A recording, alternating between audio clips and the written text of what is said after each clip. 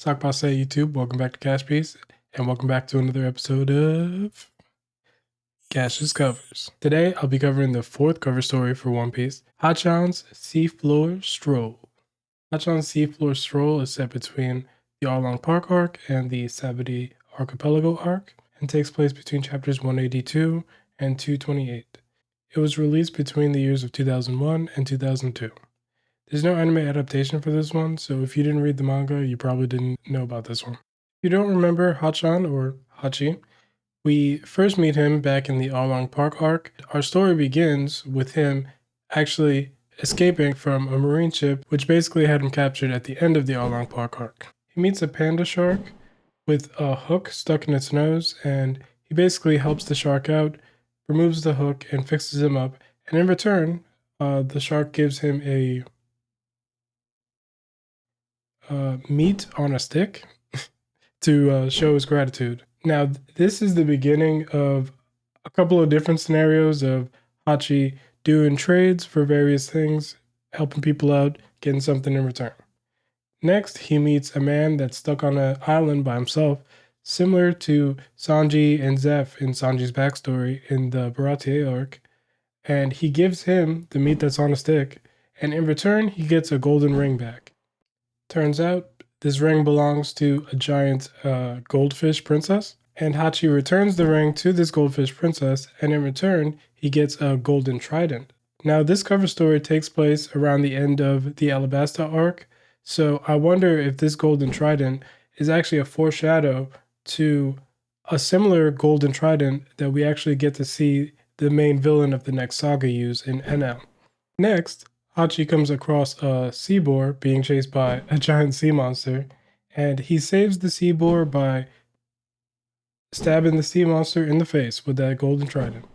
So I guess it came in handy, right? It turns out that this sea boar has some kind of stomachache. Turns out in the next chapter that he spits up Kami and Papagu, who, if you're an anime only, you probably recognize them from the Sabati Archipelago arc. Next thing you know, a mysterious trio of fishmen starts approaching them, and it turns out that these are the macro fishmen pirates, and they happen to know Hachi.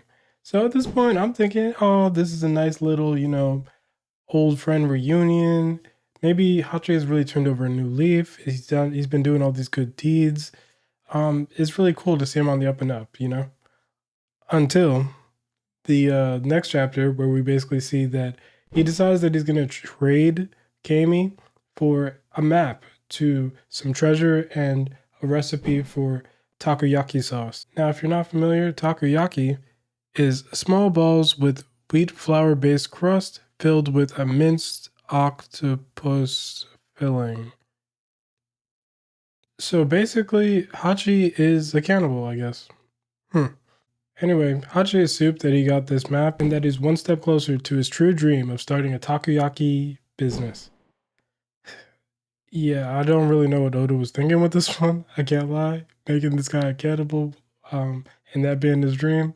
But dream your own dream, like I always say. Now, Hachi's thinking about some octo pussy. And basically, he's thinking about this chick that never really believes in his dream, and that maybe now that he's turned over a new leaf and is going to try and accomplish this dream, that maybe she'll give him a second chance. He follows the map all the way to its end, only to not find the sauce that he was looking for in the first place, but to find a giant octopus. Really furious, he decides to knock the octopus the fuck out. Like, yo, I ain't met a guy that really hates his own kind like this guy right here, bro. I really don't get it. He finds Papagu, who points him in the right direction to where the macro fish pirates are. The macros are actually just straight chilling. They on their ship, minding their business, until boom, Hachi blasts through the water and flips their whole ship the fuck over. So that he can get to the macro pirates to get revenge. I mean, to save Kami. Wasting no time, he makes quick work of the macro pirates and saves Kami. Turns out they didn't even lie, and Hachi and Kami and Papagu head back to where the giant octopus is, and lo and behold, in its head, I guess, they find the secret sauce that he's been looking for this whole time. So, at this point, Hachi says, fuck it. He's like, let me just pack up the giant octopus. Let me pack up the recipe.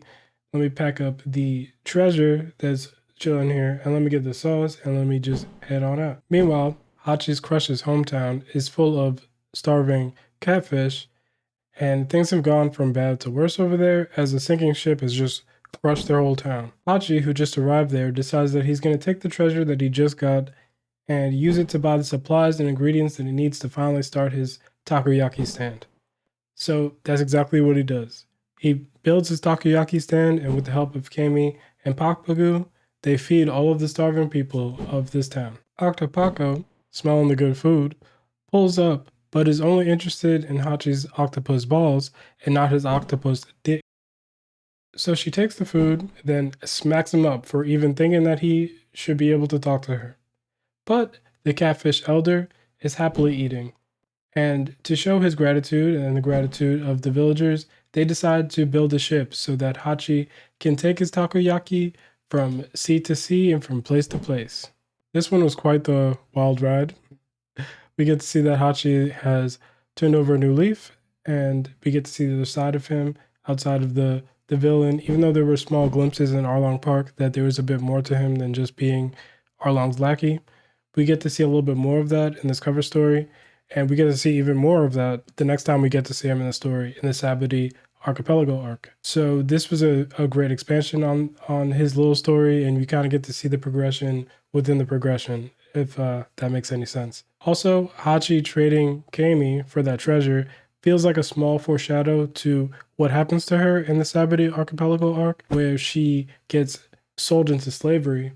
Who knows what would have happened if Hachi never went back for her? What could have happened and what the macro fishermen pirates were going to do with her? It's highly probable that she may have been sold again into slavery, just earlier, I guess. If you're interested in seeing any of the other previous installments or any future versions, make sure you like, comment, subscribe, and check out the playlist, and have a beautiful day. Thank you.